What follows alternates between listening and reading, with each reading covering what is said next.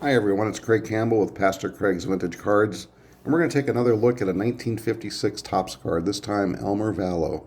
As I'm doing a deep dive on all the players in the set because one, I really like the set, and two, I like the backstory of the players. We so often collect slabs and the well-known players such as Henry Aaron, but it's these people like Elmer Valo that are really the core and the backbone of Major League Baseball. And yeah, you're going to find his cards in a common stack, and they're never going to be valuable. But still, Elmer Valo is a integral part of what makes Major League Baseball a great sport. And so we want to take a look at Elmer today. And this card is really interesting because with him jumping up over this fence to make a catch. And as we will find out when we get into the story, you'll see that Elmer was well known for crashing into walls. And there's a nice close-up photo of him. He was born in Czechoslovakia. And it's just got an interesting story. His nickname was Wall Crusher, and that's why this picture of him going up against the wall here to make this catch is so so fitting for him in this card, because he was one that did run into many, many walls. Kind of a long story, a little bit of a background on him, but I think it's important. Elmer was born in Slovakia, but lived the American dream during nearly 60 years in professional baseball. He insisted he was not a natural athlete, saying being a baseball player is not a glamorous job, it's hard work. In 20 years as a major league player, he reached base as often as Joe DiMaggio. It was noted by teammates that he was not a graceful outfielder, but he used his sprinter speed, superior leaping ability, and sheer determination to make up for any deficiencies. He served as a player representative and a goodwill ambassador for the Philadelphia Athletics, and had a lifelong commitment to youth sports as a baseball instructor at clinics and also as a basketball referee. Al Simmons had reportedly said of Elmer, this is a guy who should never hit less than 340. He has the timing, the coordination, the strength. If he could only learn to relax a little, he'd be great. But he couldn't. He replayed the games in his mind.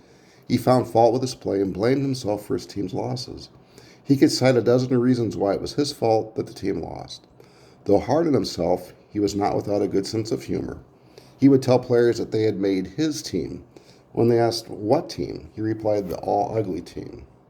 Now, this is an interesting tidbit. Elmer supposedly had one at-bat as an 18-year-old for the Philadelphia A's in the last game of the 1939 season.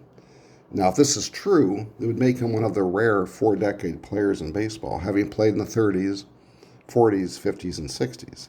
However, Connie Mack had their record scrubbed because he would have incurred a stiff fine for having played someone that was not on the active roster. When asked about this article years later, Valo politely refused to comment. In 1940, he was called up at the age of 19, and he played in 6 games, and he hit 348 for the Philadelphia Athletics. In 1941, he was back in Wilmington, but he was called up again in September of 41, and he hit 420 with 580 slugging percentage in 16 games. Despite his hot September, Connie Mack said he's not quite ready to play regularly. He needs more experience. He'll be a good ball player. And then in 1942, he was called up, and on July 20th, the citizens of his hometown came to Philadelphia to a ball game to honor him. Now, this is really interesting here. Elmer's friend and fellow athlete, Ray Cazzaro, now we're talking in July of 42, who had lost his arm at Pearl Harbor, presented Elmer with a $75 in defense bonds and an electric razor. So Elmer's friend, who had been at Pearl Harbor, lost his arm, which had only been about 7 months prior, came and presented him with $75 in bonds and an electric razor.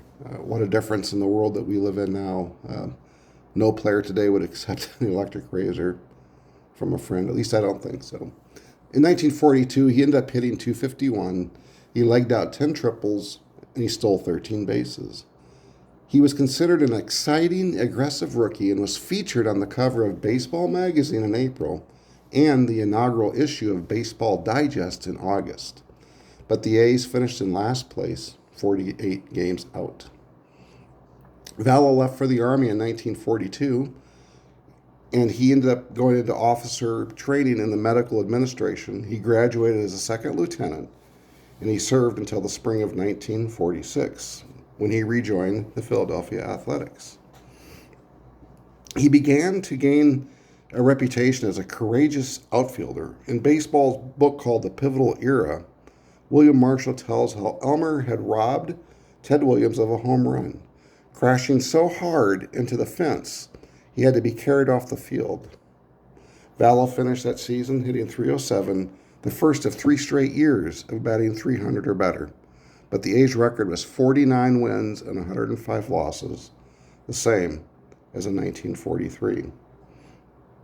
Now, on September 3rd, on his first day back after being out with some injuries, actually he'd been beaned is what it was. He'd missed 3 weeks after being beaned by Sid Hudson. On his first day back, he ran up the scoreboard at Shibe Park to make a brilliant catch on what seemed to be a certain extra base hit by Mickey Vernon. That play preserved a 3-0, no hit, no walk game for Bill McCahan. So again, very fitting, this 1956 picture with him scaling the wall. Now the A's in 1948, they continued to be a surprise team. And Valo had hit .305 and played superb defense, when on May 15th, before a then-record Saturday crowd at Yankee Stadium of 69,416 fans, he went up high up against the right field wall to make 2 improbable catches, and then a third, leaping over the wall in the 8th inning to rob Yogi Berra of a home run and falling back to the field unconscious. The effort proved costly, as he had been hospitalized for bruises, and he persuaded Connie Mack to let him rejoin the team after missing only 4 games.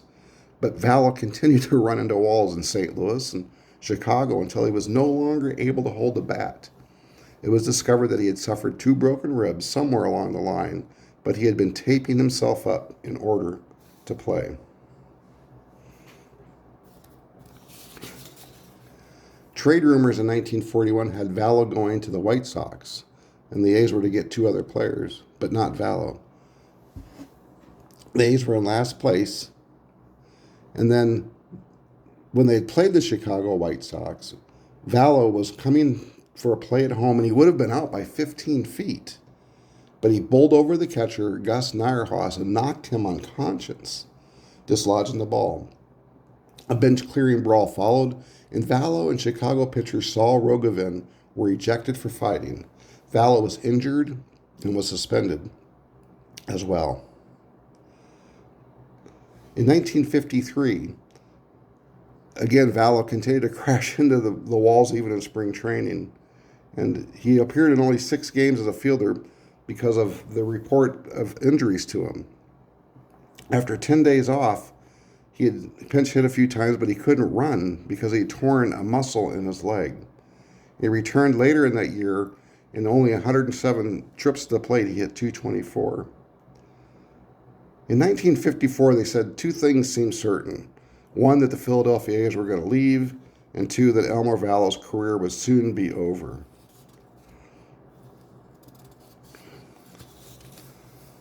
The Athletics had moved to Kansas City in 1955. It was the first of 3 franchise shifts for Valo's career. Even after the change of scenery, most sports writers picked the club to be in last place. And manager Lou Berdue announced he would platoon Valo in left field.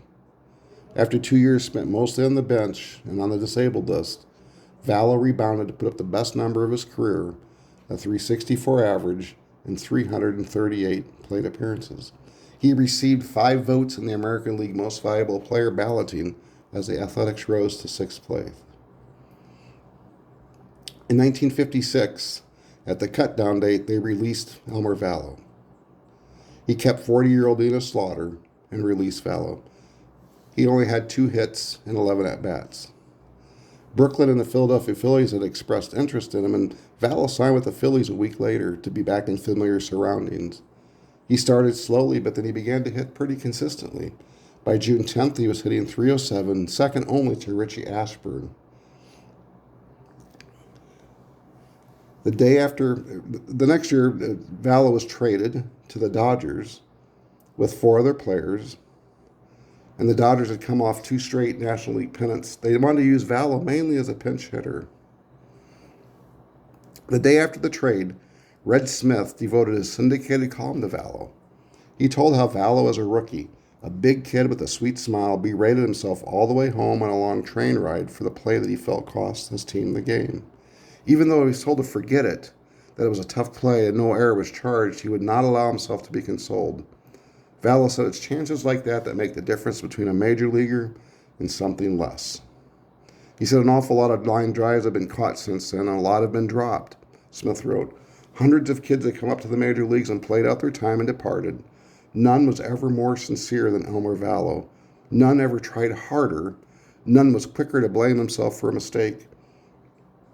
And none was more stubborn to not accept an excuse for the error. Smith called Valo the most sincere fella, and he said that he hoped the fans, this was kind of funny, he said he hoped the fans would boo Duke Snider instead of Valo because Snider would give it back to them, whereas Valo would agree with them. Elmer batted .273 as the Dodgers finished in third, 11 games behind the Milwaukee Braves. Elmer moved with the Dodgers from Brooklyn to L.A., and as the club soon fell into seventh place, Valo hit .248 as a part-timer. And after the season, he was assigned to Montreal, but asked for and received his release. After 17 years in the majors, Elmer received no interest from the major league teams and signed with the Seattle Mariners as a player-coach.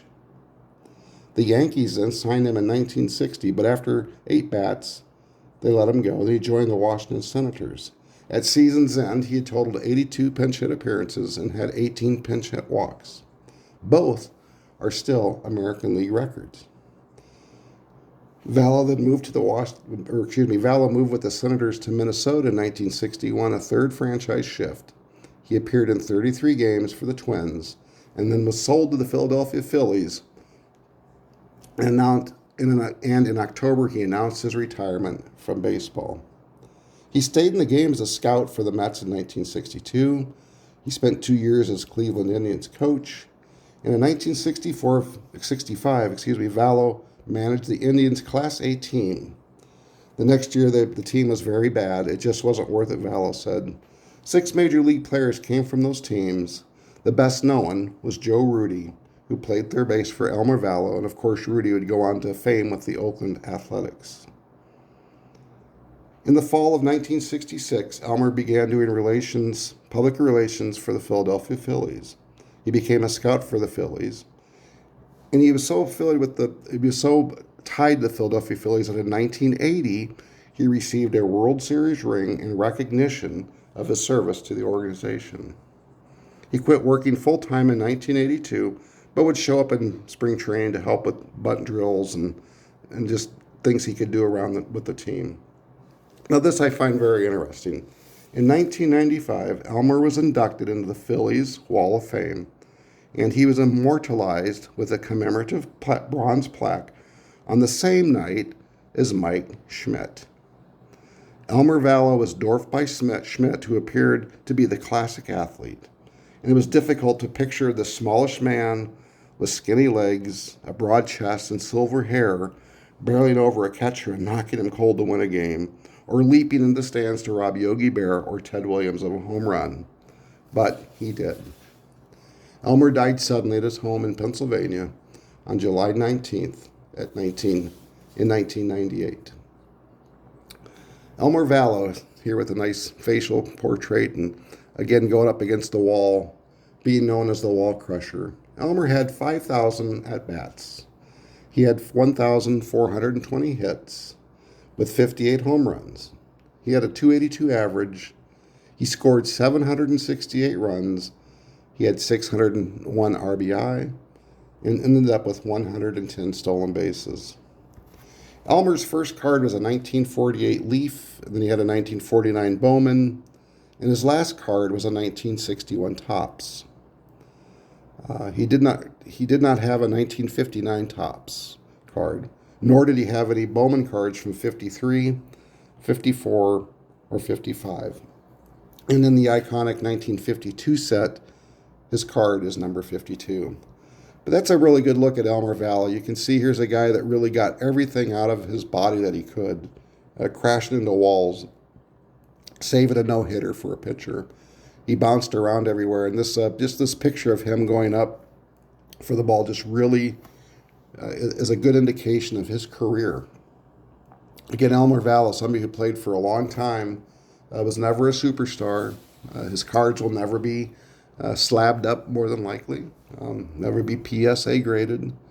But again, here's a guy who really gave his all for Major League Baseball and played on some really bad Philadelphia A's teams. But I think it's so neat that he was immortalized next to Philadelphia Phillies great Mike Schmidt. And so Elmer Valo, somebody who would be in our common pile. He would get no recognition from baseball card collectors, but he's part of this great 1956 set. So I hope you've enjoyed this deep dive, this deep look at Elmer Valo. And if you like this, please leave a comment. And if you would, just subscribe to the channel. It sure is appreciated. Everybody have a great night. Enjoy the hobby.